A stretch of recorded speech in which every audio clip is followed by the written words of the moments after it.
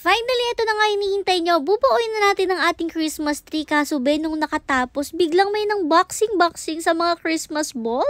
Sa last video nga natin, pinakita ko sa inyo kung paano tayo namili ng mga Christmas decor para sa Christmas tree natin sa mansyon. At pag-uwi nga, agad-agad kong ipinababa ang Christmas tree kasi talagang excited ako. Kahit nga pagod pa pagmumol at pagod sa biyahe, talagang malayo rin kasi yung binilhan, tuloy ang pagbubuo ng Christmas tree. Di na talaga kaya ipagpabukas, baka di na ako makatulog nito kapag hindi to binuo ngayong gabi. Excited din kasi talaga ako dito sa tree kasi nga ito yung first Christmas tree natin na medyo mamahalin. And worth it din siya kasi talagang matibay siya and maganda yung itsura niya, Parang hindi siya tinipid sa mga dahon-dahon. Yung mga binibili kasi naming mumurahin, parang medyo kokonte yung mga sanga niya. Pero syempre, carry na rin naman yun kasi nga mura lang siya. Ayan, inipod na rin nga itong ating takbuhan kasi alam nyo naman na ating Christmas tree, doon talaga yung pwesto sa poste na yun. Last year talagang dyan din nga po siya. Kaya ayan, nilinis na ni Ate Shamin, vinacuum niya at minap para nga ilalagay na lang. Dahil nga excited ako kahit nililinis pa, inumpisahan ko na magtayo-tayo ng konti. Maloloka ka nga dito kay Mama, paang-paan na nga lang ilalagay, di pa magkaintindihan kung saan ilalagay. Nahiya din nga daw kasi siya sa inyo dahil ng suot niya. Sabi ko okay naman yung suot niya. At ayan na nga, nung may pwesto na yung paan ng Christmas tree, ready nang ilagay yarn. Maloloka ka talaga dito sa Christmas tree na to dahil sabi ko nga sa inyo, umbrella type nga po siya.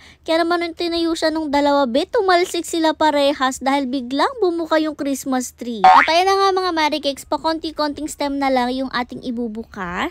Makikita nyo, pinagtulong-tulungan na nga lang namin yan. Medyo mahirap din talaga at matagal yung gawain. Pero carry lang naman kasi tatlo kami. Alam nyo ba nung bumili kami ng tree na to sa mall, sabi nga sa amin nagde-decorate din daw sila. At kung di nga ako nagkakamali, parang nasa 3,000 mahigit yung sinabi ni ate na presyo ng pagpapadecorate ng Christmas tree. Pero syempre, di namin inavail yung service dahil sa dalawang rason. Una, dahil nga po na budget tayo, carry naman natin yung 3K mahigit. Pero hindi natin carry ay yung pagbili ng mas madami pang decoration. Kasi kung magpapadecorate ka sa kanila, kailangan siya din yung pan-decorate mo para di ka lugi dun sa ibabayad mo. Pero on a budget nga lang tayo kaya hindi na lang. Second reason naman, dahil nakakatuwa kayang magbuo ng Christmas tree. At actually, yung bond mo with your family habang nagbubuo ng Christmas tree ay kakaiba talaga. Yun nga lang, ang mga kapatid ko lalaki kaya wala silang kahilig-hilig sumali sa pagbubuo or pagde-decorate. Pero yung pagde-decorate nga ng Christmas tree ay talaga nakakatuwa at relaxing kahit papano, diba? Ayan nga, biglang may nakatumbong sa ilalim. Nilalagay niya kasi yung lock ng paa ng Christmas tree. Nakalimutan kasi naming ilagay. Eto rin nga pala mga Christmas lights natin dito last year pa yan, hindi na namin natanggal at umabot nga hanggang ngayong taon,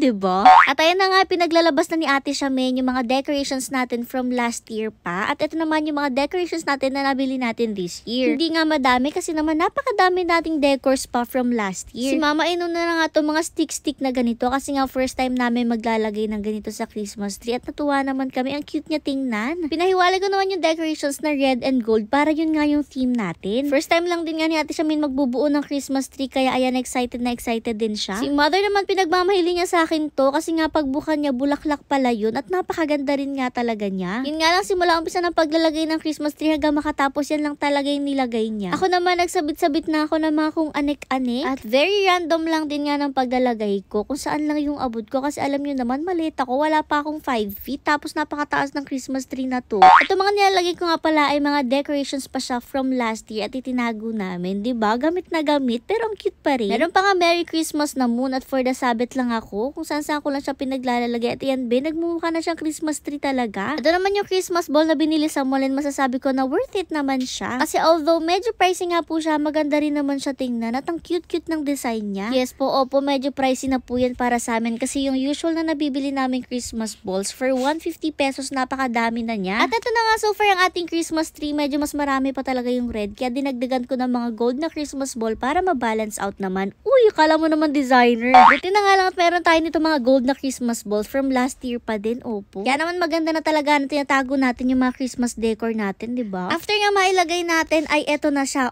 diba pak? Aurang-aura. Hindi naman siya kagandahan pero yan na lang po yung best na magagawa namin. And super fun na experience. Yun nga lang wala pa talaga siyang star. At syempre yung magpapabuhay sa kanya Christmas lights, wala pa rin. Pero wag po kayo mag-alala kasi update namin kayo pag nalagyan na natin yung Christmas lights. At syempre pati sa reaction ng pack members natin kapag nakita nila ang kanilang Christmas tree. Dito nga pala namin lagi nilalagay sa labas para hindi naman nila ma-inhale yung glitters kapag nasa loob. Hindi man perfect pero ito na nga po ang ating Christmas tree this year. Diba? Maya maya-maya, be, may nahuli pa ako dito sa gilid. May nanununtok-nuntok ng Christmas balls. Kaya palang ingay-ingay. Well, expected ko na nga to ang Perseus natin talaga na una pang maglaro ng mga decorations kesa sa ating pack members.